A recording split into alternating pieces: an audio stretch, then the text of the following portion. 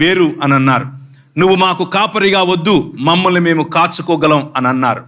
ఎవరైతే సమస్యకు బదులుగా సమాధానంగా ఎన్నుకోబడ్డారో ఆ సమాధానమే, ఆ సొల్యూషనే ఇప్పుడు సమస్య అయి కూర్చుంది.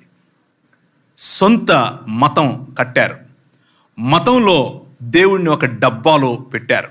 నువ్వు రాజువు కాదు, నువ్వు భర్తవు కాదు, నువ్వు ప్రియుడివి కాదు, నువ్వు మా కాపరివి కాదు, నీకొక డబ్బా కడతాం, అందులో ఉండు అని అన్నారు.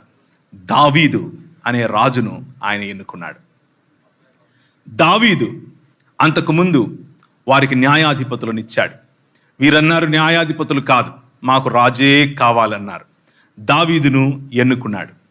దావీదు ద్వారా యెష్షయి వేరు మరియు యెష్షయి యొక్క చిగురుగా ఉండేటటువంటి, రాబోయేటటువంటి మనుషుల నేలటానికి ఆయనే స్వయంగా రావాలి అని ఎన్నుకున్నటువంటి తన కుమారుని ద్వారా దేవుని మందిరం అనగా తిరిగి భూమి ఆకాశములు ఒకటయ్యేటటువంటి స్థలం, తిరిగి దేవుడు మరియు మానవులు కలిసేటటువంటి స్థలం, తిరిగి క్రమము ఏర్పరచబడినటువంటి స్థలం, తిరిగి దేవుని దగ్గరికి మానవుడు క్షేమంగా, దేవుని దగ్గరికి మానవుడు ధైర్యంగా, దేవుడి దగ్గరికి మానవుడు తిరిగి ఆదాముతో మాట్లాడినట్లు దేవునితో మాట్లాడటానికి అవసరమయ్యేటటువంటి మందిర నిర్మాణం అన్నటువంటి ప్రణాళికను మొదలుపెట్టాడు.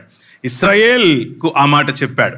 ఇశ్రాయేల్ అనుకున్నారు అదొక భవనం అని అనుకున్నారు.